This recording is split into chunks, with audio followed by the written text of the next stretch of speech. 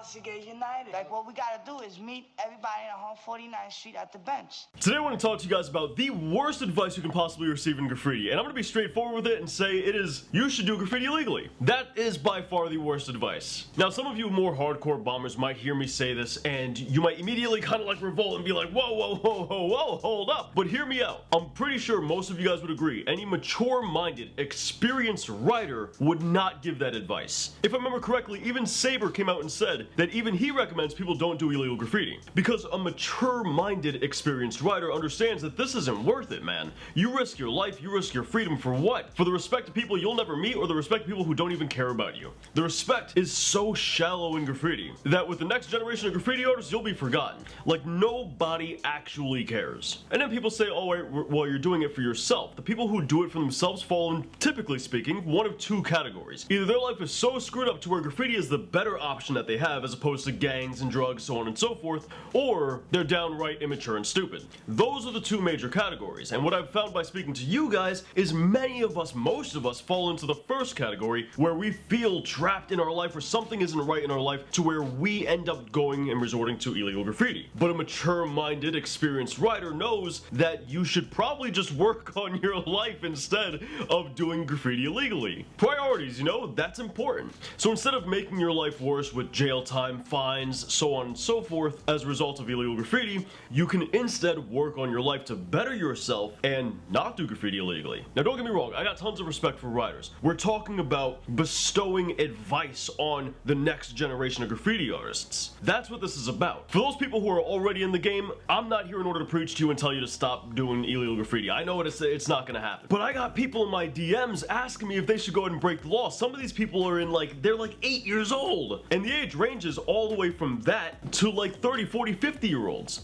Asking me if they should break the law. And under no circumstances should any of these people be contacting me asking me if they should break the law. It truly is asinine. I used to do illegal graffiti. So I look at it from that perspective and I'm like, since when did graffiti artists need anybody's approval? Since when did graffiti artists need any kind of validation or any kind of affirmation in order to do something? The whole appeal to graffiti was you just did it because you wanted to.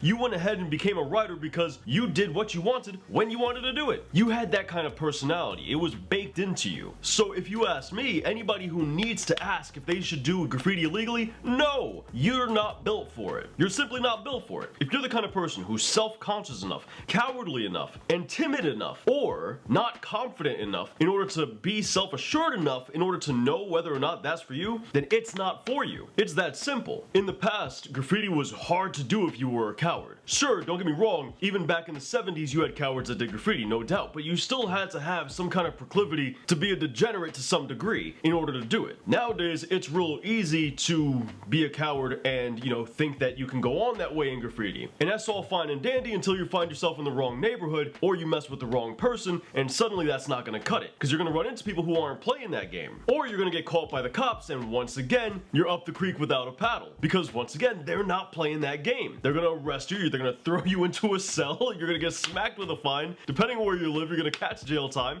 and your life very well might be ruined or at least 10 times harder than what it had to be before getting arrested. And this is why, typically speaking, two groups of people tend to do graffiti. People who have really hard lives or stupid people. Because no sane person with a happy life is going to look at all the opportunities they have and say, oh, you know what I want to do? I want to risk everything I have, my life and my freedom and my opportunities in the future in order to put a name up that nobody cares about even though I suck at this art form and I'm not good yet. Let me go ahead and do this thing that I suck at illegally for the illusion of respect that nobody actually cares about and risk it all. What could possibly go wrong? And then they get arrested and they're like, oh my god, I never saw this coming. It's like, what? Are you stupid? What are you doing? What did you think was gonna happen? And please forgive me for wording it this way, but now that graffiti is so accessible and so easy to get into, you got a lot of cowards jumping into graffiti that really got no business doing this. They think it's a game, they think it's all fun and dandy until they get arrested and they're blindsided by the consequences and they're like, crap, this isn't what I signed up for.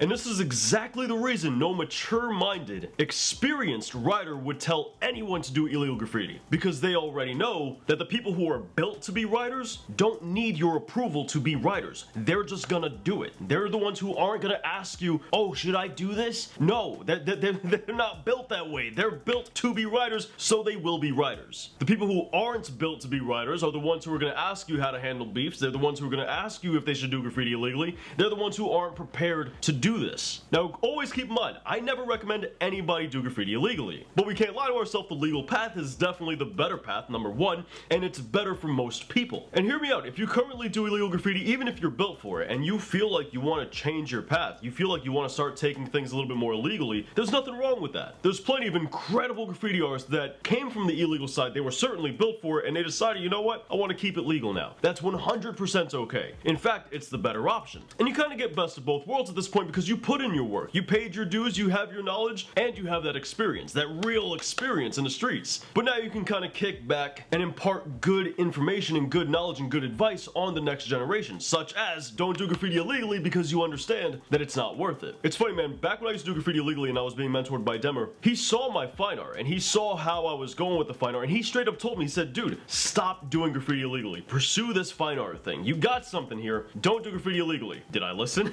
Of course not, because I have this YouTube channel. Granted, I keep it legal nowadays, but I still, back then, did graffiti illegally. And while I'm happy I continue doing graffiti because I was able to make something out of it, nobody could have known that I would have, have created this channel and made something out of it. Not even me. I didn't know I was going to turn over a new leaf. Had none of this happened, I was better off listening to Demer. I got lucky that this is my outcome. The same way Scene and the other legends were fortunate for gallery opportunities, the same way some other people were fortunate with teaching jobs or graphic design jobs. But none of us knew that this was gonna be the outcome. None of us planned for this to happen. We just took something negative in our life and spun it to be something positive. But if you have opportunities in life, if life is going well for you, if you got both parents at home and you got a pretty loving family, regardless of whether or not you're in the ghetto or not, then you don't need to go ahead and put this negative spin on your life by doing illegal graffiti. You don't need that extra obstacle. Life is hard enough as it is. If you want to start putting in extra obstacles in your life by choice, because graffiti is a choice, then you got a pretty damn good life. But it's just a matter of making good personal decisions and being a responsible human being. That's completely detached from graffiti. If you're trying to get your life in order, if you're trying to get your life in check, if you're trying to do the best you can do, then going out and intentionally making your life worse than it already might be, or destroying good opportunities that you might have, is just an objectively bad idea.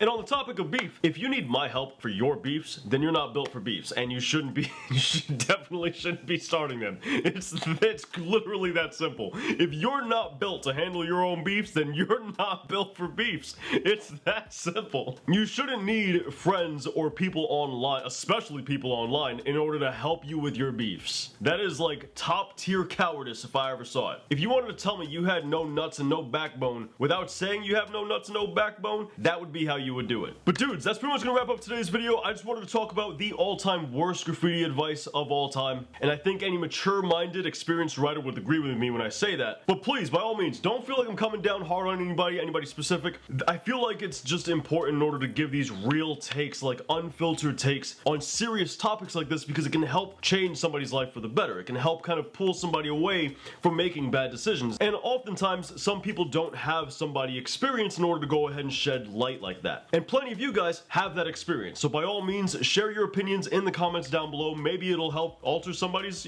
opinion on the topic. But dudes, that pretty much wraps up today's video. I want to thank you guys for watching. I really do appreciate it. If you want some more graffiti content, you can go ahead and check out this bottom playlist, and we have the best how to do graffiti tutorials right up here. I'll catch you guys around next time.